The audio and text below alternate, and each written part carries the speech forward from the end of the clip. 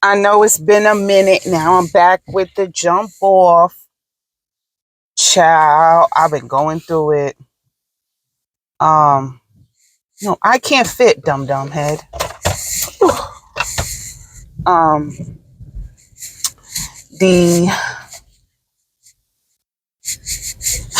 the Mustang was in the shop again to fix the wire harnesses. There were three sets of wire harnesses. Um, this is for the camera that makes the car autonomous, drives it itself. Also does my pre-collision warning system. One of them. It's a bunch of cameras and sensors. This is one of them. But anyway, my husband had to go there because I wasn't getting a call. 3 weeks go by, I wasn't getting a call that the part was there, parts are there. He makes an appointment. The nearest appointment is another 3 weeks out. So we talking about 6 weeks. I've been working on this since May 23rd. Okay. Finally, appointment come. My husband said she's going to need a loaner. They said, well, it's only a half a day job, so we can't give her a loaner. Okay, half a day, I could do that. Make arrangements, get my kids to camp, go to work, take care of my mother, make my husband straight, everybody straight. I make arrangements because that's what I do. I'm very good under pressure, but I don't like to be under pressure, and I shine with procrastination. I haven't been able to procrastinate since the kids because I don't want to risk that. I'm okay with risking myself when it comes to procrastination, but I don't do it with my kids. But anywho, I get a call at the end of the day. They're not going to be ready. I said, well, I'm going to need a loaner.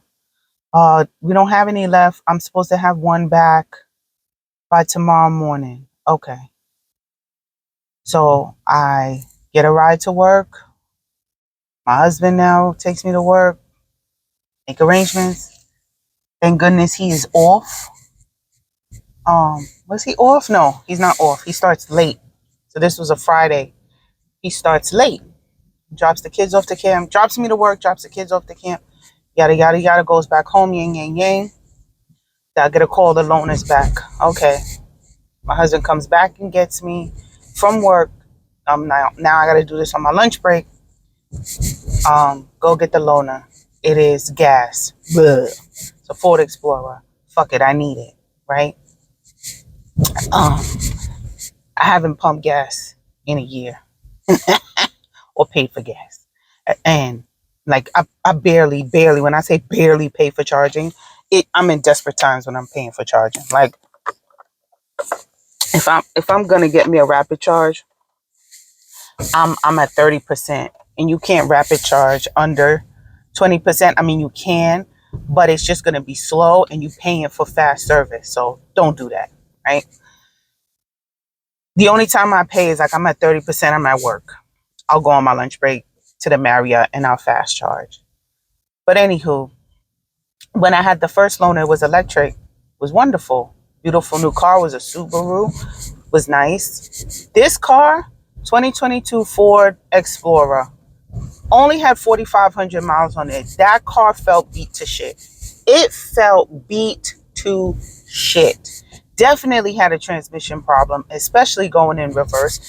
I think it was only 4 cylinders. Either it was 4 cylinders or it needed fucking spark plugs because it was, oh my God, it was so bad. It smelled like a lingering of smoke. Like a while back, somebody had smoke in it. But anywho, it got me to where I needed to go. My mama had surgery last week again. It was able to do what it needed to do. So they called me. They fixed my original problem. So they called me. I had it for about a week, a little over a week. They called me. My car's ready. They fixed my original problem, but while they had it, another camera issue happened. The rear camera. So they ordered that harness too. Told me it's about to be a week. They're gonna give me back my car because my original problem is fixed. Now look, I don't know if they damaged something fixing it. I don't give a fuck. I don't care. Still bumper to bumper. Everything.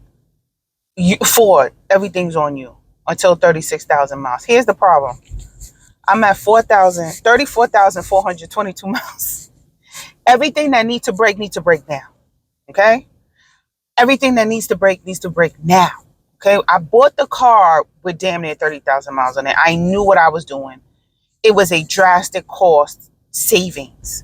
And I knew buying a car so close to our warranty, that's why it's the price it is. If I was to buy a car fresh in the warranty, I'm literally, when I bought it, tack on 20 grand. Tack on, okay, not 20 because it was used. Yeah, because it's almost new. Tack on 20 grand. Average people who bought this car used about 70,000. Average people who bought this car new about 80,000. Car MSRP is 43,000 probably. But you know, they had that wonky fucking dealer markup during COVID. Like, I paid $5,000 markup on a Kia. They wanted to charge me 10, but I only paid 5. And I only paid it because I was tired. I wanted a car. My husband's car was poisoning our children because he had an attachment to it. There was gasoline fumes coming into the car. I was tired. I was broke, like literally broken, tired, exhausted. Fuck it. We had just sold the apartment. We had a little bit of money. Fuck it. I wanted a plug-in hybrid. I could have walked in and really haggled on a full gasoline Kia. I wanted a plug-in hybrid. I could not find them in my area. And I think they knew I couldn't find them. I could only find one within like 100 miles with that one. I could find a Hyundai version of that same car because I think Hyundai owns Kia, but it didn't have a third row. And I needed a third row in case, me and my mom and my kids, my husband, we all wanted to go out and only take one car. But that plug-in hybrid, that model, I only found one. And they knew that. So they wanted to charge me a $10,000 markup. I haggled to 5, but that's all the haggle I had left. So whatever. So during this time, and these, and this car, they didn't make many of them. They're making them now, but they didn't make many of them before. So I got first generation. Terrible. And I kind of knew my never buy first generation anything, because you are the guinea pigs with all the warranties, all the recalls, all the what have you. I did that one with my Mazda RX-8. It was first generation. I was constantly at the dealer fixing shit, from a gas cap recall to this recall, whatever. But I knew that. But it had almost 30,000 miles in it, and I figured they already took care of the shit, which they did. Whoever owned this car before did whatever they need to do. You can see the maintenance logs. I was able to see the maintenance logs ahead of time. So a lot of the stuff that when I researched was a recall was already taken care of. So fine. I figured that was it. This is my first Ford. This is my first Ford car. And it seemed like whenever there was a problem, Ford was willing to fix it or recall it. Fine. Now it's just getting it done. And it seems like every time I take my car in, it's about 2 weeks. A week. Like the first time it took them, I had that loaner for like 3 weeks. It's crazy. Like, my car sat there for almost 3 weeks. They looked at it one day for them to tell me that they needed to order parts for it. Crazy. This time it sat for days, but I could see when my car is turned on and moved in the Ford app. So I could see that they were driving it. It looks like every time they changed the wire harness, they drove it to see if the error came up, and it did. So I saw that they were actually working on my car. But that's where I've been. I left everything in the car, including my microphone, and it was very hard to drive that Explorer and hold the phone and take a video. It's a very hard drive. I haven't driven a gas car, like I said, in a year. It definitely drives different. I could say that. It drives different. So I wasn't comfortable driving and recording videos. And then I just caught up on work. We were being audited. My kids have started jiu-jitsu and kickboxing, and they start half an hour after I get out of work. They go to daycare deep in the Bronx. Summer camp, deep in the Bronx. So it just trying to coordinate that, life got in the way. But there is a lot of juicy shit going on in our world. I think I'm gonna start a new segment. No, I know I'm gonna start a new segment. Like I have car rants, my two pennies, and episodes. I'm definitely starting a new segment called it. It's about race. Um, a lot of people on, not a lot of people. I need to stop saying that because not a lot of people. There's a few people scattered around that have access to me as far as social media and stuff who believe that racism doesn't exist, and these are black people. That racism is a social construct. Yes, it is, but they act like it doesn't exist, and it does. At least to me, it does, and in my world, it does. Now, do I live in New York? I live in New York, and I live next to the five boroughs. Blatant, in your face racism, not a thing. Not a thing. White people are not going around talking about niggas this, nigga that, nigga this, unless they're mentally ill. That's just not it. Microaggressions, absolutely. Absolutely, you'll get that. But is somebody coming up in your face and expressing their racism to you at work or whatever? No, no. Is if you're a black woman and you go have a baby and you tell them that you're in pain, they tell them, oh, you just had a baby, that's part of giving birth, and don't check you out, and next thing you know, you have a fucking blood clot. Yes, that will happen. Oh, this thing came back on again. It came back on again.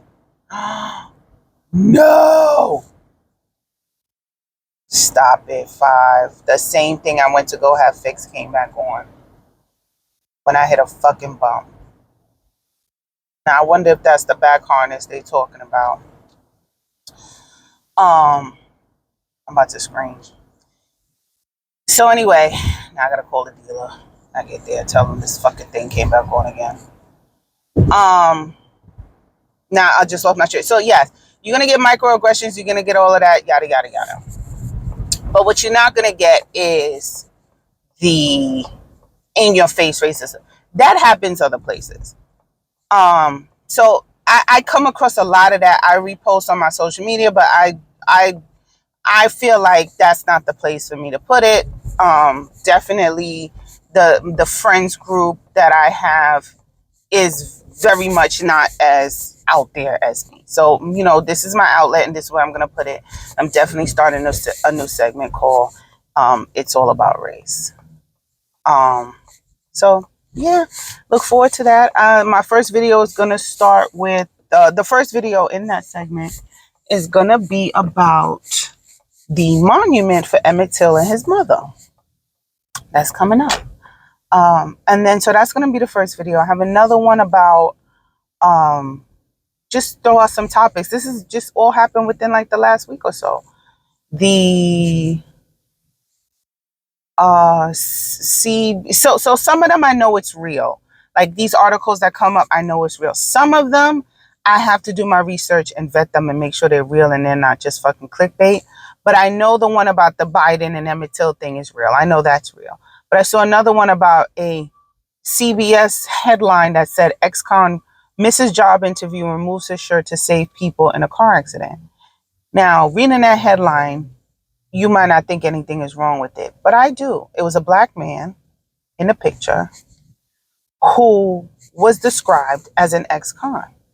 Not a man who missed the job interview to go save people, but an ex-con. Why is he being identified as an ex-con? And the little bit of research I did, he hadn't been in prison for over 20 years. He wasn't destitute. He wasn't in a program. He was employed. And like most of us, we go look for another job while we're employed. So that's what he was doing. Why was his first tagline being an ex-con? And one of the comments was, imagine risking your life to save somebody, and in the headlines, you're being described as an ex-con. That's crazy. So that's another thing. When white people do shit all the time, who have records? I never seen a headline, especially since she did this beautiful, was it Vanity Fair spread? This beautiful spread that she did. I never saw the headlines that said ex-con Martha Stewart does this spread, because she is. Martha Stewart went to jail. She didn't go to, did she go to jail? No, she didn't go to jail. She went to prison. She was in the feds. She was in the feds. Nobody describes Martha Stewart as an ex-con or even remotely puts adjectives or descriptions about her criminal life. They used, like, I don't get it. Do they do it to all black people? No, they don't. But, let me do more research on the CBS News headline just to make sure, because I don't want to get riled up and start a video and it's not real. It did look a bit shady. It was a screenshot. It did look a bit shady, and I need time to do research. But the Biden thing, I'm definitely going to talk about the Biden thing. So, anyway, guys, I hope you guys are doing well. Let me deal with another fucking issue with this fucking car. Something that they supposedly have fixed. Now, I've been driving this thing around since, when did I get it? Friday. Yeah, Friday. I picked it up Friday after work. So I've been driving this thing around since Friday. Took it all the way to Brooklyn, all the way back. No problem. And now this front collision fucking warning thing comes on. It came back off. It came on and came back off. The same shit it was doing before. My thing is I don't have enough. Like it took months for it going on and off, on and off, on and off. It took months for the light to stay on, for the dealer to say that they was going to fix it. I don't have that much time left on this car. It's 36,000 miles, almost 36,000 miles. So I'm going to have to call them and just say the problem that you said you fixed did not fix. Crazy. And, a part of me is, I'm very optimistic. So a part of me is, oh, it's just a one-off thing. It's not. It's never not. It's always something. Now, maybe it has to do with something with the other harness, he said. But he said that was from when you put the car in reverse. So I don't know.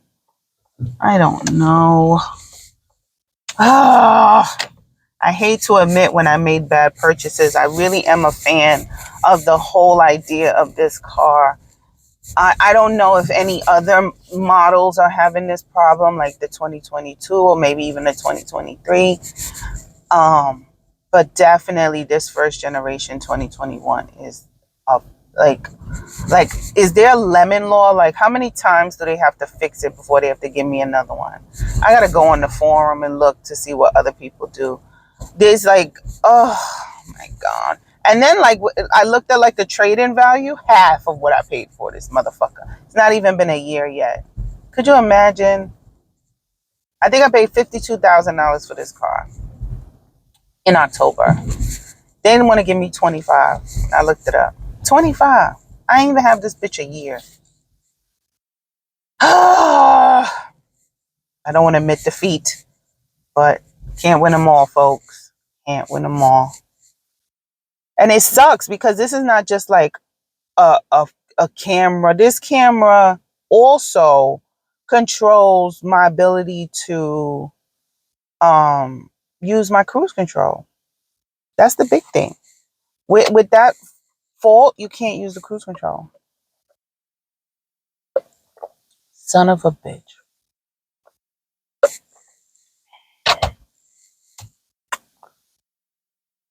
Is everybody's life like this? Or did I fucking kick a black cat, step on a crack, play with a Ouija board?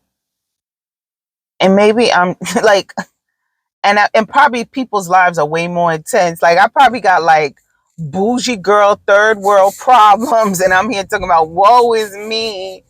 My overly expensive electric car is giving me such angst. When people don't even have cars and they bouncing strollers up and down subway steps and on buses, and they baby daddies ain't shit and they struggling just to try to make it. I saw a video recently of a woman in a drive-thru shaming the worker because her daughter was sitting in the kitchen. Like, I'm calling DCS or whatever they have. Dreyfus. I'm calling Child Protective Services. You got that baby in the kitchen. First of all, it wasn't a baby. It was like a 3-year-old. The bitch worked fast food. She probably ain't got no child care. And you shaming her as a mother. That's real problems, not the fucking car that's still under warranty that I overpaid for because I'm bougie. I'm complaining.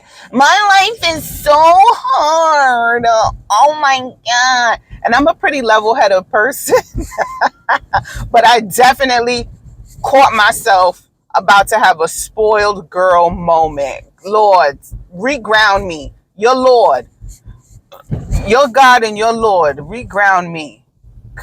Jesus, Nicole, get it together. Get it together. I do not have any real problems, and I should say that with pride. I have annoyances. Problems, I do not have problems. I have annoyances and inconveniences. I've been living in this bougie place too long. The Brooklyn girl would never. This upstate living, she has drunk the Kool-Aid, child. I'm turning into the black Karen. A black Karen. I was about to complain. Like, my life is so hard. My Mustang Mach E is already breaking after they told me it was big. Where? Ah! Woo! Come on, girl. Get it together. Get it together. All right, guys. As y'all like to say, be blessed and highly favored. Because according to y'all, I am. And I was finna complain. Bye, guys.